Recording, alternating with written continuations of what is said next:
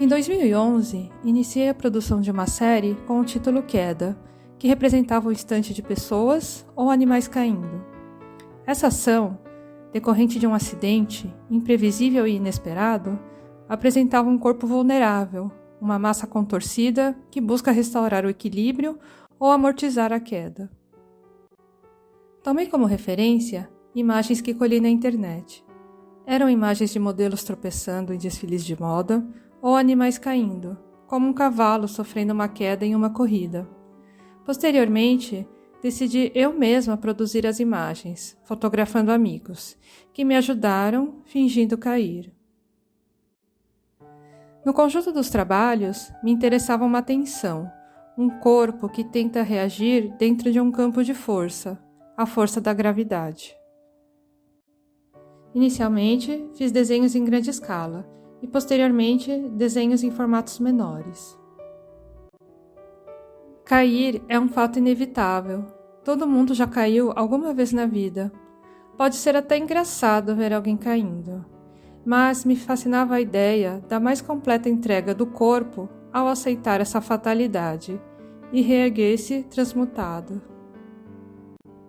O salto ou a queda foram temas já muito explorados na arte contemporânea. Surge aqui novamente o impacto das imagens de moda no meu trabalho. Além do fundo infinito branco, eu gostava de observar as poses saltadas. Essa pose clássica no mundo da moda tinha sido consagrada pelo fotógrafo de retratos Philip Haussmann. Ele solicitava às personalidades retratadas que saltassem no momento da captura da foto. Esse pedido buscava atingir, nesse momento fugaz e desafiador da gravidade, a exposição do verdadeiro eu do retratado. As palavras de Philip Haussmann. Desde o início dos anos 50, pedi a todas as pessoas famosas ou importantes que fotografei para saltar por mim. Fui motivado por uma curiosidade genuína. Afinal, a vida nos ensinou a controlar e disfarçar nossas expressões faciais, mas não nos ensinou a controlar nossos saltos. Eu queria ver as pessoas famosas revelarem em um salto sua ambição ou a falta dela, sua autoimportância ou sua insegurança, e muitos outros traços. A princípio, eu acreditava que o trabalho se tratava da representação de um corpo estranho e incomum, e a temporalidade do instante. O que é a queda quando não há chão? A figura sem nenhuma referência flutua. O branco do papel adquiria uma potência. Haviam ali possibilidades. O vazio que sustentava a queda passou a me interessar mais do que propriamente aquilo que flutuava estático no desenho. Busquei investigar esse espaço em branco do papel. Como trabalhar o vazio no campo representacional? Como trazer o vazio para o campo do visível? Será que eu só alcançaria o vazio na não-ação, isto é, na ausência do gesto do desenho? Foi quando um amigo e calígrafo de Shodô me disse que havia algo de oriental naqueles desenhos. De início, achei que a observação não fazia sentido, mas ao mesmo tempo me instigou. Procurei então compreender como a noção de Shodô afetou o olhar sobre aqueles desenhos. No Shodô, os dois elementos formais da caligrafia é a linha e o espaço branco. A relação entre esses dois elementos é tão íntima quanto a forma em uma escultura interage com o espaço, ou as pausas de silêncio em uma música. O espaço branco é quase uma presença palpável, interagindo positivamente com a linha e contribuindo para sua própria beleza na obra. Ao contrário da noção ocidental de tábula rasa, uma página em branco que aguarda a ser preenchida, a concepção do espaço em branco na caligrafia é positiva. Ela é um espaço cheio e ativo, que apenas se torna vazio na ausência do traço, da escrita em si. Nas produções seguintes, comecei a refletir sobre a ideia de queda e de voo. Cair num vazio seria alçar um voo? Então, elementos que remetessem ao voo começaram a surgir em meu trabalho, como nesta monotipia. Aqui temos uma litogravura onde busquei trabalhar a ideia de um díptico, com o desenho e seu espaço negativo. O preenchimento do fundo abriu um novo caminho para meu trabalho. Conforme já afirmei anteriormente, o desenho é uma linguagem de possibilidades. Pensando na paisagem da cidade, onde a sobreposição de prédios e de construções e as camadas espessas de cimento e concreto obstruem o olhar, o desenho aponta para uma direção que busca burlar essa opacidade, procura por fendas, aponta para um fragmento do tecido contínuo que é a extensão do céu.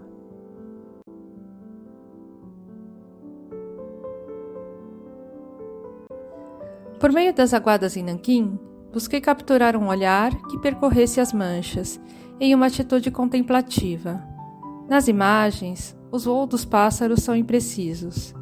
Essa mobilidade do voo muitas vezes não obedece à verticalidade do desenho.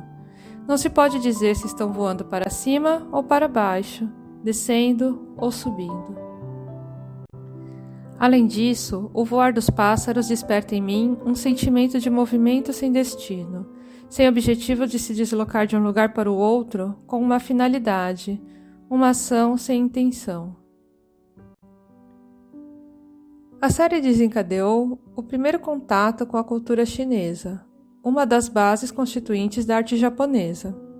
A sentença "tudo abaixo do céu", juntamente com a expressão "tudo dentro dos quatro mares", podem ser traduzidas da língua chinesa como mundo, como podemos ver neste trecho de um texto da professora Christine Greiner. Para os antigos chineses, o papel da natureza era fundamental para a organização do pensamento, e a palavra céu designava um conceito de amplas implicações políticas e filosóficas. Tomei a expressão como título da série, pensando na relação do espaço representado e o ponto do olhar do sujeito, ambos pertencentes ao mesmo mundo. Neste trecho, a professora disserta também sobre o vento na medicina chinesa. O vento pode causar dores de cabeça, vômitos, cãibras, tonturas, perda da fala e assim por diante. Ferido pelo vento, um paciente pode queimar de febre. Derrubado pelo vento, pode entrar em coma subitamente. O vento pode causar também loucura e morte. Assim, passei a pensar na natureza e comecei a desenhar montanhas, que são elementos da paisagem capazes de tocar o céu. Busquei também uma representação do vento, por meio de pinceladas vigorosas. Aqui vemos algumas das experimentações. E o resultado final nas obras.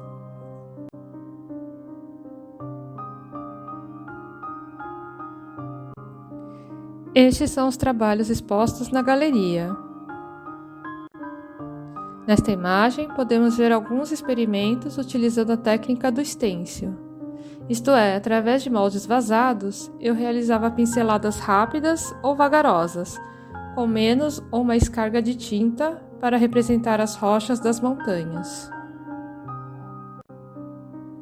Estes foram alguns dos resultados feitos em papel sanfonado e papel arroz. Busquei também transportar a experiência para o grafite, pintando a empena cega de um prédio. Infelizmente, neste projeto eu não pude escolher a cor de fundo, resultando nessa pintura em fundo verde. Por fim, o resultado até me agradou, e foi uma experiência interessante, pois eu nunca tinha pintado nessa escala e nessa proporção. Este trabalho foi encomendado para o evento de decoração Casa Cor, onde arquitetos são convidados para compor diversos tipos de ambientes de uma casa.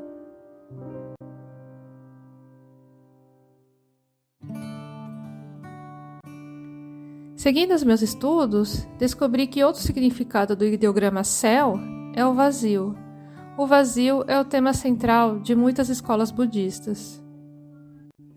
Muitas das discussões do budismo é sobre a existência, sobre a forma e a não forma, e a impermanência das coisas. Desse modo, esta série se tratavam de nuvens, formas sem superfícies, que se desmancham no ar. Desta vez, preenchi o fundo do papel com nanquim preto e comecei a criar a forma das nuvens com nanquim branco. Na fusão dos nanquins, eu obtive os tons de cinza. Os procedimentos destes trabalhos se diferenciam da série anterior, pois se antes as manchas nebulosas se construíam em uma ideia mais próxima de traço, aqui as nuvens, sem um perfil nitidamente delineado, com contornos dissolvidos, foram construídas em termos de massa e volume. Quanto mais eu me dedicava ao desenho, ao trabalho em papel, dentro do espaço do ateliê, menos eu me dedicava ao grafite, mas eu ainda mantinha um certo olhar para as ruas, e me chamavam a atenção a forma peculiar como certos vandalismos eram apagados nos muros. Eram formas de apagamento sem apagar, e ainda era possível ler ou enxergar o que havia por baixo. Esses vandalismos continham significados, nomes, palavras, frases, delimitavam territórios em disputa de gangues. Então considerei esses apagamentos como uma forma de silenciar uma mensagem. Ou seriam puramente desenho? Um desenho que busca se sobrepor ao outro.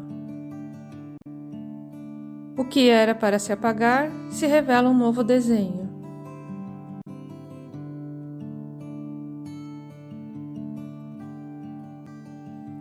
A partir desses registros, produzi uma pequena série em desenho das estruturas urbanas, como prédios ou muros, e reproduzi os vandalismos, descontextualizando-os.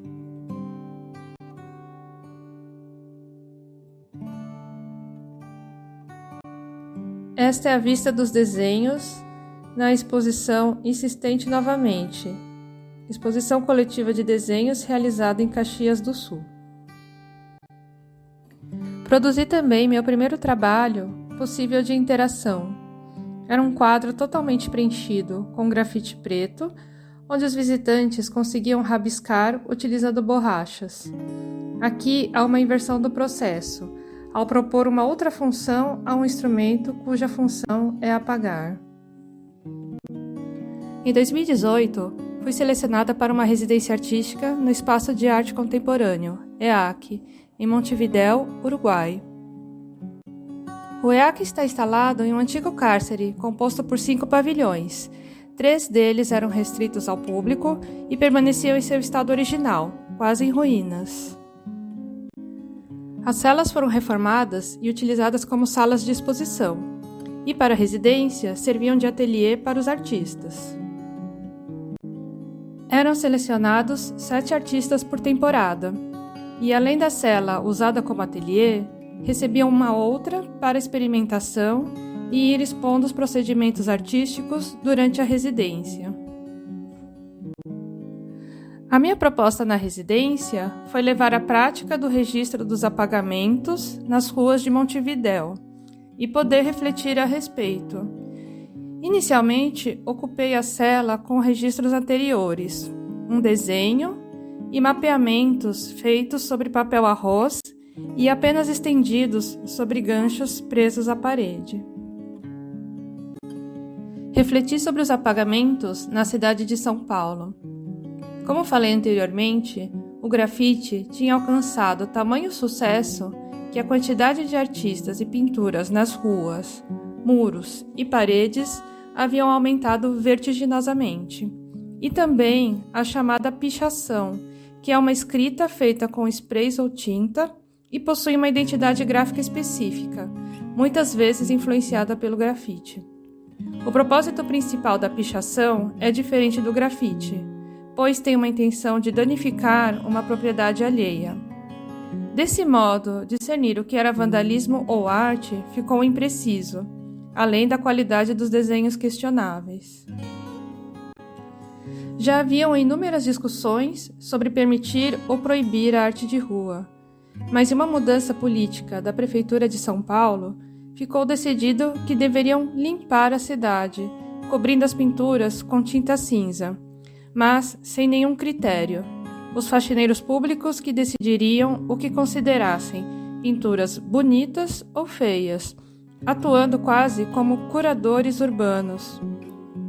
Nessa ação, foram apagados alguns murais de artistas importantes por conta da falta de treinamento e coordenação dessa ação. Estimulados por essa limpeza, as pessoas também se sentiram mais confortáveis em apagar essas pinturas, mas muitas vezes de forma muito curiosa, pois parecia mais evidenciar o que algum dia esteve lá.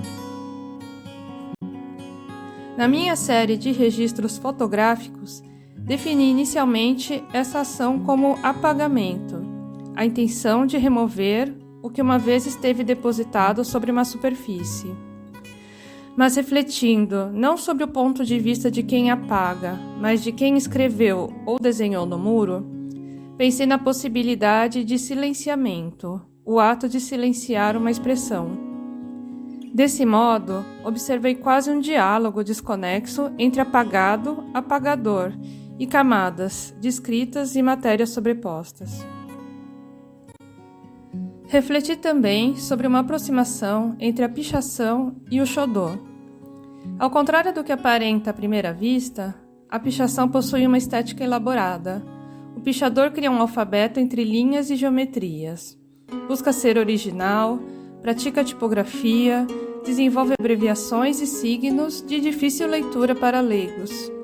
Resulta desse exercício um amplo entendimento da estrutura de uma letra, sua forma, seu gesto, o movimento do corpo necessário para a escrita. O meu procedimento na cela foi reproduzir o exercício contínuo de escrita e apagamento.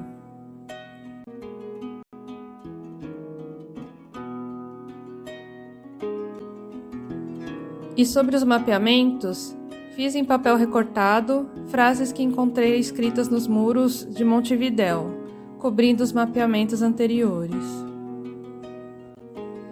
Faltando então 2 dias para encerrar a residência artística, pedi autorização para pintar dentro de uma das celas em ruínas, o que me foi prontamente concedido, após algumas orientações sobre o risco de desabamento de certos pavimentos. O acesso se dava por um portão que ficava trancado, quase como um portal que divide 2 mundos. Ao adentrar na ala, logo um ar frio e gelado me envolveu.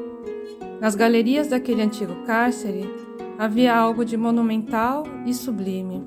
O silêncio que imperava só era quebrado pelo bater de asas de pombas que habitavam o local.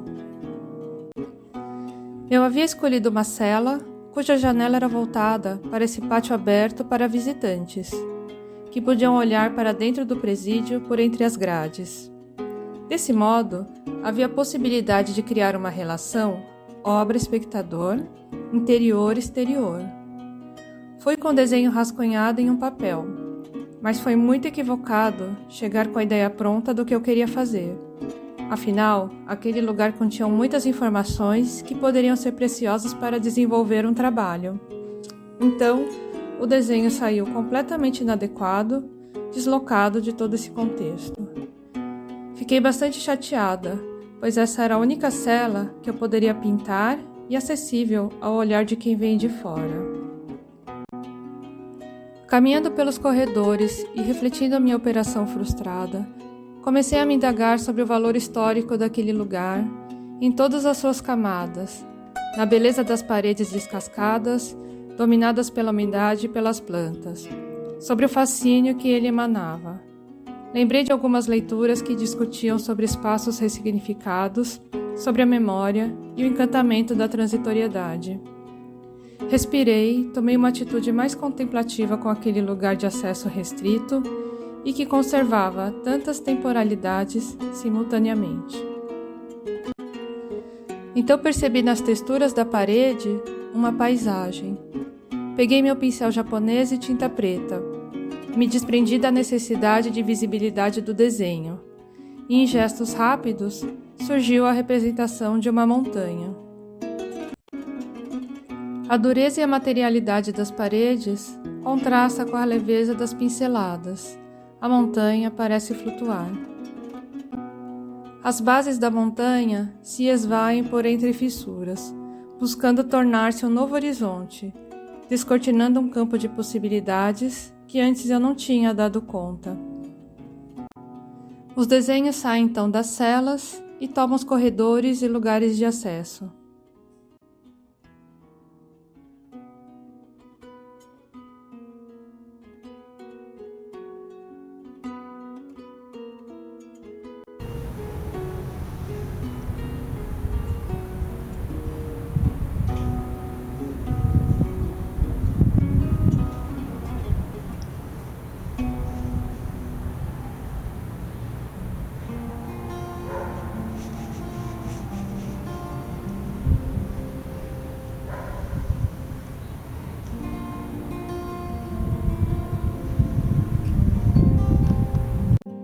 As paredes porosas e resquícios de tinta descascada sugerem novas formações.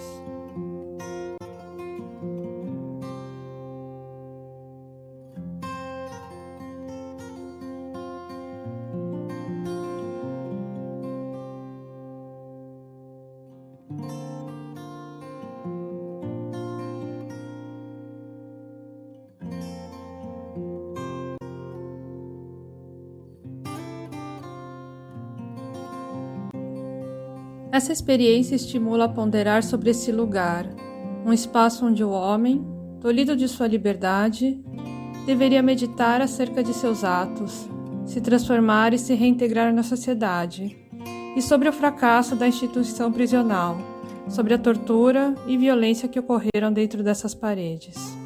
Sobre isso, há muito o que discorrer. Mas pensando no lugar da obra, uma pergunta remata a discussão. Existe arte se esses desenhos permanecerem no silêncio desta construção em ruínas, encarcerados e distante do olhar? A residência artística suscitou o desejo da pesquisa de mestrado que desenvolvi no ano de 2021, no Instituto de Artes da Universidade Federal do Rio Grande do Sul.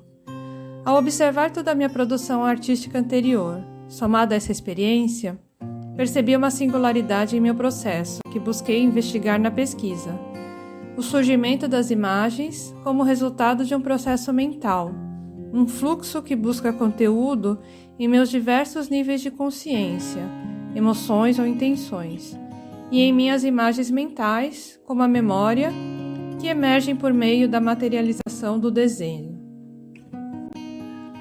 Esse processo mental pode ser percebido se nos atentarmos ao conceito de paisagem. Paisagem foi um termo criado por pintores para a pintura, que se refere à extensão de terra delimitada pelo olhar. Nos meus trabalhos, assim como aqueles realizados no cárcere, não há observação direta dos elementos da natureza. Não estou representando o que está sob meu olhar. O que existe é uma ideia da montanha, cuja imagem vai se construindo no momento em que é feita.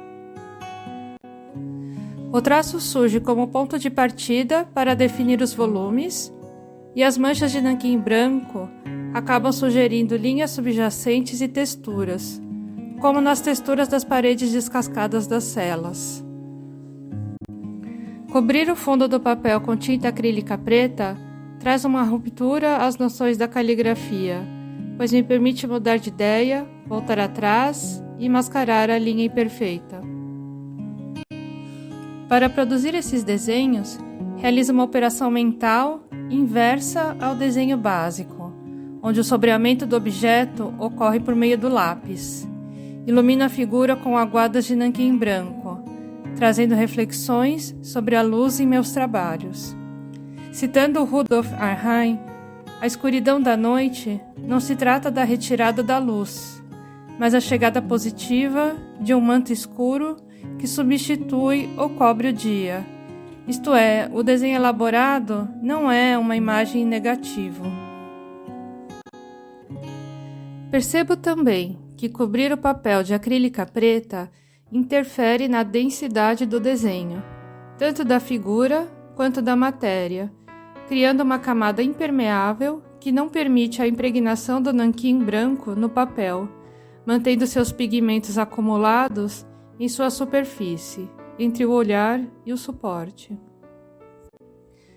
Desponta assim uma relação entre densidade versus objeto, resultando no aspecto flutuante da montanha. A sensação de flutuação é também evidenciada pelo aspecto visual da escuridão, que acaba se estabelecendo de forma ambígua. Ao mesmo tempo que ela nos remete a um espaço íntimo, interno e protegido da luz, no desenho ela se torna o pano de fundo de uma paisagem, um plano cuja amplitude e profundidade é desconhecida.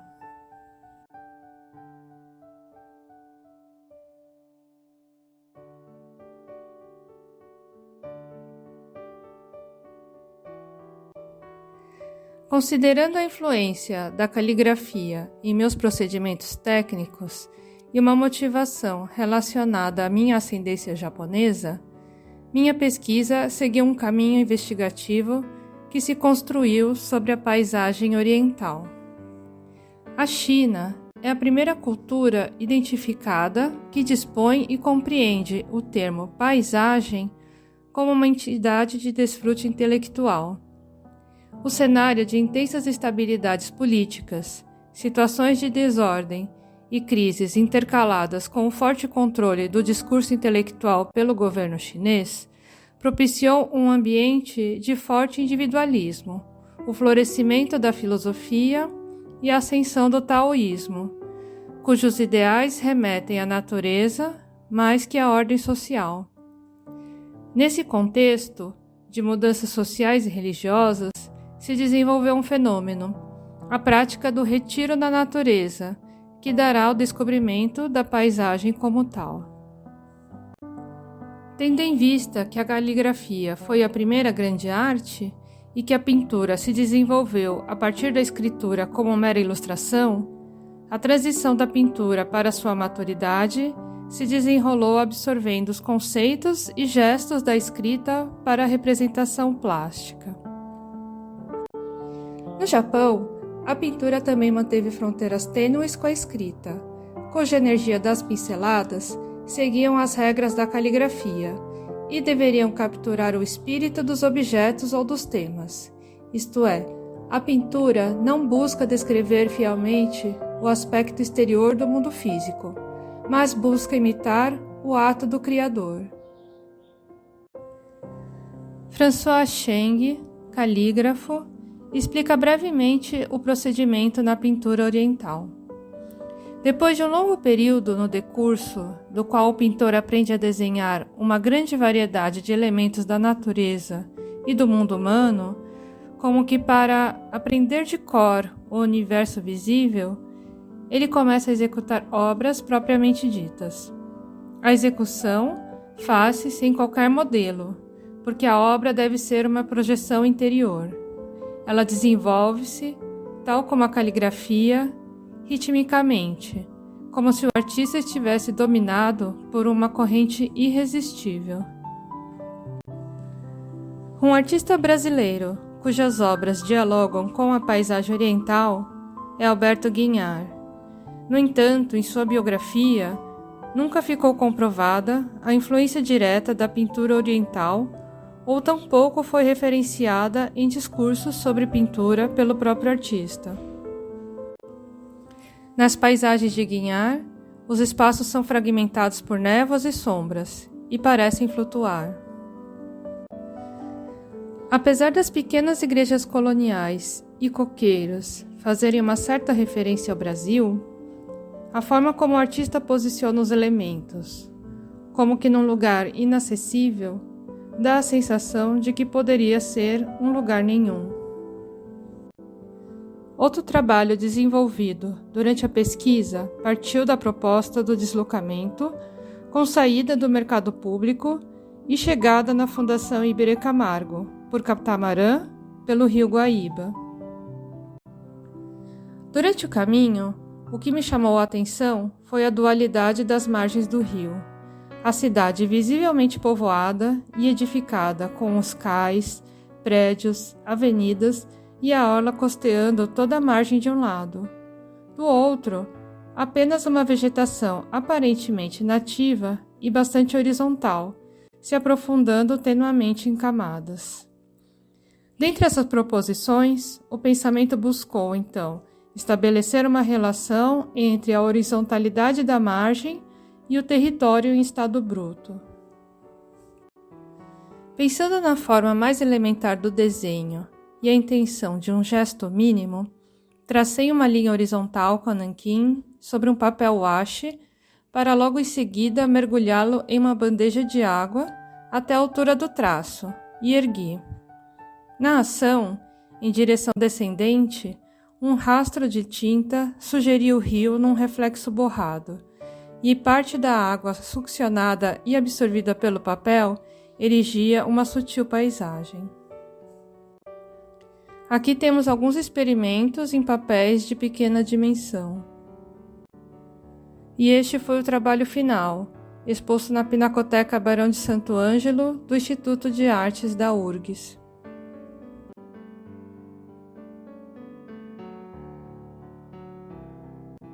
Nem todos os trabalhos acabam se constituindo obras de arte em si. Como última reflexão, apresento este ensaio visual que produzi com a intenção de ponderar aspectos que não são visíveis em um desenho. Busquei me afastar das referências artísticas e olhar para o meu entorno, para os objetos de uso diário ou aqueles repletos de memória, mas que acabam indiretamente se inserindo no campo de operações do artista. A obra de Junichiro Tanizaki, Elogio da Sombra, reverencia a estética tradicional do Japão e discorre sobre as penumbras e os ambientes mal iluminados das casas japonesas como qualidades que evidenciam a beleza dos objetos e do ambiente. Foi um livro que mudou a forma como eu observava os objetos pertencentes à minha família e como passei a tratar os meus próprios objetos.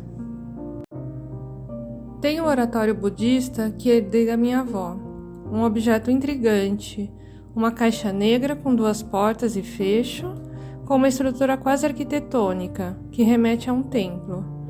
Decidi trazer essa referência para o campo de operações.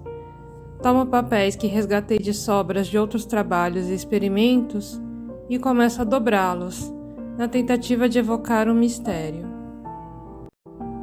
Uma ação de ocultar e revelar começa a se moldar. O papel se sobrepõe e ganha movimento. Se divide e se torna, além de uma folha frente e verso, uma matéria com interno e externo, assim como um pequeno oratório.